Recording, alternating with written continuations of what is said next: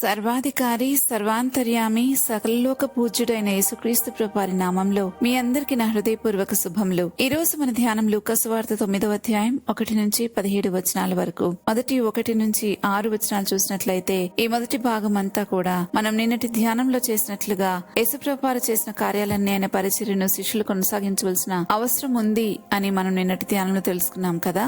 ఆ రీతిగా ప్రభు తాను భూమి మీద ఉండగానే శిష్యులకు అధికారం ఇచ్చి వారిని ట్రైన్ చేయడానికి ముందుగానే చుట్టుపక్కల ఉన్న ఊర్లకు గ్రామాలకు పంపారు సువార్త ప్రకటించడానికి. అయితే పంపేటప్పుడు కొన్ని ఇన్స్ట్రక్షన్స్ ఇచ్చారు. వాటిల్లో కొన్ని ఏంటంటే, మీరు ప్రయాణం చేసేటప్పుడు ఏది కూడా ఎక్స్ట్రా తీసుకువెళ్లొద్దు అని. ఏ ఇంట్లో ప్రవేశిస్తారో ఆ ఇంట్లోనే ఉండాలి. ఎవరైతే మిమ్మల్ని చేర్చుకోరో ఆ పట్టణంలోనికి నుండి బయలుదేరేటప్పుడు వారి మీద సాక్ష్యంగా ఉండడానికి మీ పాదధూళిని దులిపివేయండి అని వారితో చెప్పారు. అయితే వారు అలాగే చేశారు. ఏది ఎక్స్ట్రాగా వారితో తీసుకెళ్లలేదు. చాలా సింపుల్ గా ప్రభు ఎలా పంపించారో అలాగే వెళ్లారు. ఎలా తిరిగి రమ్మన్నారో అలాగే వచ్చారు. తిరిగి వచ్చి వారు చేసినవన్నీ ప్రభువుకి తెలియజేశారు. ఆ తర్వాత ఆయన వారిని వెంట పెట్టుకుని బెత్సైదా అనే ఊరికి ఏకాంతంగా వెళ్లారు. జనసమూహం కూడా అది తెలుసుకుని ఆయన వెంబడించగా ఆయన వారిని చేర్చుకుని దేవుని రాజ్యం గురించి వారితో మాట్లాడుతూ స్వస్థత కావలసిన వారిని స్వస్థపరుస్తూ వచ్చారు. ఆ తర్వాత 7 నుండి 9 వచనాలు చూసినట్లయితే,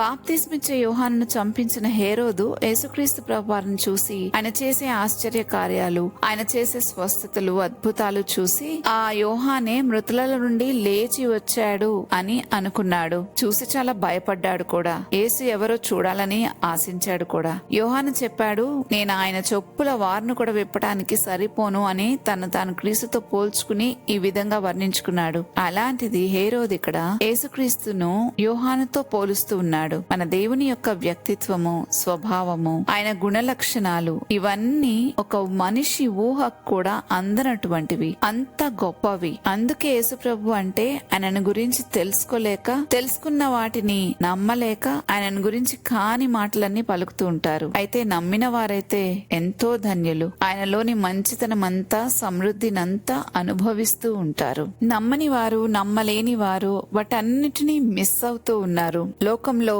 మంచితనం ఎక్కడైనా ఉంది అనంటే అది దేవుని దగ్గరే ఉంది. ఒక గొప్ప ప్రేమ, వాత్సల్యం ఎక్కడైనా దొరుకుతుంది అంటే అది దేవుని దగ్గరే దొరుకుతుంది. అంత గొప్ప ప్రేమను పొందుకోకుండా మిస్ అయిపోతున్న మనుషుల్ని చూసి నిజంగానే మనం జాలి పడాలి. వారి కొరకు ప్రార్థన చేయాలి. 12వ వచనం నుండి 17వ వచనం వరకు 5 రొట్టెలు 2 చేపలు 5,000 మందికి పంచిపెట్టే సందర్భాన్ని మనం ఇక్కడ చదువుతాం. ఆ జన సమూహము వారి దగ్గరే ఉదయం మొదలుకుని పొద్దుపోయే వరకు ఉండటంతో శిష్యులు వారిని పంపించేద్దామన్నారు. ప్రభువేమో మీరే వారికి ఆహారం పెట్టండి అని చెప్పారు. అయితే శిష్యులు చెప్పింది ఏంటంటే, మా దగ్గర 5 రొట్టెలు 2 చిన్న చేపలు తప్ప ఏమి లేవు ప్రభా అని. వాటినే పంచిపెట్టి 12 గంపల నిండా ముక్కలు మిగిలేటట్లుగా వారు ఆ 12 గంపలను ఎత్తుకున్నారు. ఇదంతా కూడా ఒక అద్భుతాన్ని ప్రభు అక్కడ జరిగించారు. ఎలాగైతే ఇశ్రాయేలు ప్రజలు 40 సంవత్సరాల పాటు వారికి ప్రభు మన్నాని కురిపించి నడిపించారో, ఇక్కడ ఈ ప్రజలు పగలంతా దేవుని రాజ్యం యొక్క సంగతులను గురించి వింటూ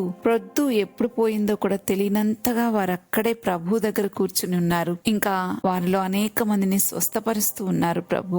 వీరికి కూడా ప్రభు ఏ మాత్రము లోటు లేకుండా ఆహారం పెట్టడం అనేది చాలా విశేషమైన సంగతి. ఇక్కడే శిష్యులు గుర్తించగలగాలి, తండ్రి అయిన దేవుడు ఏ రీతిగా చేశాడో యేసు ప్రభు కూడా ఆ రీతిగా చేస్తా ఉన్నాడు. కాబట్టి తండ్రి కుమారుడు ఇద్దరు ఒక్కటేనని ఈ పాటికే శిష్యులు గుర్తించి ఉండాలి. కానీ వారు గ్రహించలేకపోయారు ఈ సంగతులన్నిటినీ. ఆత్మ సంబంధమైన సంగతులు గ్రహించటానికి ఒక వ్యక్తిలోని ఆత్మ తిరిగి జన్మిస్తే తప్ప ఆ సంగతులు గ్రహింపుకు రావు. అందుకే క్రీస్తుని గురించి ప్రకటించేవారు ఈ లోకానికి వెర్రివారుగా కనిపిస్తారు. ఈ రోజు ఈ ధ్యాన భాగంలోని వాక్య భాగం అంతటిని గమనిస్తే ఒక విషయం చాలా ఆశ్చర్యంగా ఉంటుంది. ప్రభు వారికి ఆహారం పెట్టమన్నారు అక్కడున్న జనసమూహానికి. అయితే శిష్యులు అన్నారు, ప్రభువా మన యొద్ద 5 రొట్టెలు 2 చేపలు తప్ప మరేం లేవు. అయితే ప్రభు వాటిని తీసుకొని ఆకాశం వైపు కళ్ళెత్తి వాటిని ఆశీర్వదించి విరిచి జనసమూహానికి వడ్డించడానికి శిష్యులకు ఇచ్చారు. అలాగే ఇశ్రాయేల్ దేశంలో కూడా కరువు వచ్చినప్పుడు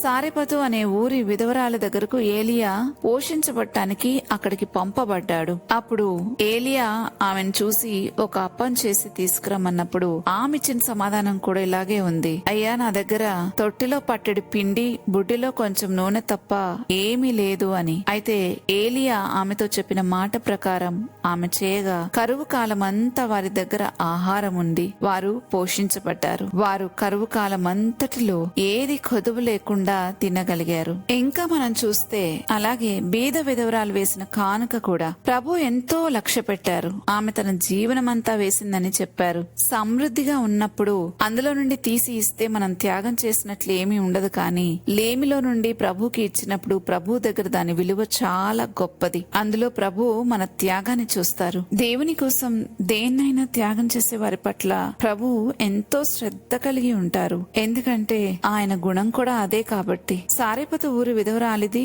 అది ఆమె చివరి ఆహారం. అయినా ఏలియా చెప్పిన మాట నమ్మి ముందుగా అతనికి అప్పం చేసింది. కరువు కాలమంతా ఆమె తొట్టెలో పిండి తరిగిపోలేదు, నూనె తగ్గిపోలేదు. వారందరూ పోషించబడ్డారు. ప్రవక్తాని ప్రవక్తను చేర్చుకుని ప్రవక్త ఫలాన్ని పొందుకుంది ఈ సారెపతు ఊరి విధవరాలు. నీతిమంతుని చేర్చుకోవటానికి మనకున్న వెసులుబాటు తక్కువ కావచ్చు, కానీ ఒకవేళ చేర్చుకుంటే దాన్ని దేవుడు చాలా గొప్పగా చూస్తారు. నీతిమంతుల ప్రతిఫలాన్ని ఆ చేర్చుకున్న వారు తప్పకుండా పొందుకుంటారు. దైవికమైన ప్రేమ ఎప్పుడు నేనేమివ్వాలి అనే ఆలోచిస్తుంది. ఎదుటి వారి దగ్గర నుంచి ఏం తీసుకోవాలి అని చూడదు. ఆ ప్రేమకు త్యాగం చేసే గుణమే ఉంది. మనకున్న కొంచాన్ని ఆయన చేతిలో పెట్టినప్పుడు అది అనేకులకు ఆశీర్వాదం అవుతుంది. ఈ వాక్య భాగం అంతట్లో ప్రభు మనకు ఒక గొప్ప ఆత్మీయ సత్యాన్ని బోధిస్తా ఉన్నారు. ప్రభు ఆశించే దానిలో ప్రధానమైనది మన సమృద్ధి కాదు గాని మన సమర్పణ. శిష్యుల చేతిలో ఉన్నవి 5 రొట్టెలు 2 చేపలు మాత్రమే. సారెపతు విధవరాలికి ఉన్నది చివరి పట్టెడి పిండి కొంచెం నూనె మాత్రమే. బీద విధవరాలకు ఉన్నది 2 చిన్న కాసులు మాత్రమే. అవన్నీ చాలనివే, కానీ అవి ప్రభుకి అర్పించబడినప్పుడు వాటి విలువ అపరిమితంగా పెరిగిపోయింది. లేమిలో నుండి వీరిచ్చిన ప్రతి వాటిని దేవుడు ఎంతో ఆశీర్వదించాడు. అక్కడ కరుత బదులు సమృద్ధి వచ్చింది. నష్టం బదులు మంచి ప్రతిఫలం పొందుకున్నారు. ప్రవక్తను చేర్చుకున్న సారెపతు విధవరాలు ప్రవక్త ఫలాన్ని పొందుకుంది. నీతిమంతుని చేర్చుకున్న వారు నీతిమంతుల ప్రతిఫలాన్ని పొందుకుంటారు. ఎందుకంటే దేవుడు మన చేతిలో ఎంత ఉందో చూడడు, మన హృదయంలో ఎంత విశ్వాసం ఉందో చూస్తాడు. దైవికమైన ప్రేమ ఎప్పుడు నాకేమిస్తుంది అని అడగదు, నేనేమి ఇవ్వగలను అని మాత్రమే చూస్తుంది. ఆ ప్రేమలో త్యాగం ఉంటుంది. ఆ త్యాగంలో దేవుని హృదయం ఎంతో ఆనందిస్తుంది. ఎందుకంటే అది ఆయన గుణం. ఒకవేళ మనం ఇదే త్యాగంతో దేవుని పట్ల మన వైఖరి ఉన్నా, మన పద్ధతి ఆ రీతిగా ఉన్నా, దేవుడు మనల్ని చూసి ఎంతో సంతోషిస్తారు. మన పట్ల ఆయనకి ఎంతో విలువ కలిగి ఉంటారు. ఎంతో గొప్పగా మనల్ని దీవించటానికి ఇష్టపడతారు. ఎందుకంటే నా బిడ్డలు నా పోలికలోనే ఉన్నారని ఆయన ఆనందిస్తారు. కాబట్టి మన జీవితంలో ప్రభు కోసం ఏదైనా త్యాగం చేసే మనసుంటే ఆ జీవితం దేవుని దృష్టికి ఎంతో విలువైనది. అలాంటి జీవితాలపై ప్రభువుకి ప్రత్యేక శ్రద్ధ కలిగి ఉంటుంది. ప్రార్థించుకుందామా. మహోన్నతుడివైన మా దేవా,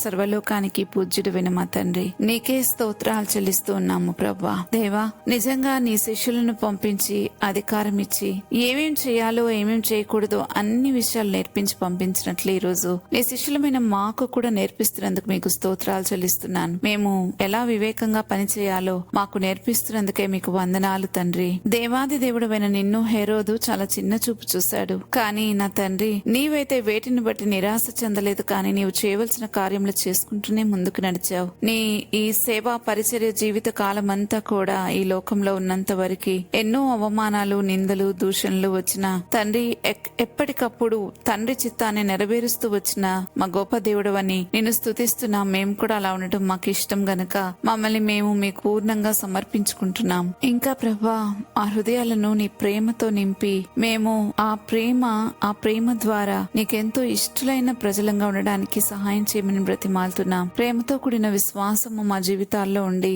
ఎంతో విలువైన జీవితంగా దీన్ని ఏర్పాటు చేసిన ప్రభా, మీ దృష్టికి ఎంతో గొప్పదిగా చేసుకోమని మమ్మల్ని మేము పూర్తిగా మీకు సమర్పించుకుంటున్నాం. ఈ మనవులన్నీ యేసుక్రీస్తు ప్రభా నామంలో అడిగి వేడుకుంటున్నాము తండ్రి. ఆమెన్. రేపటి ధ్యానంలో మరలా తిరిగి కలుద్దాం. అంతవరకు దేవుని కృప మనందరికీ తోడైనను గాక. ఆమెన్.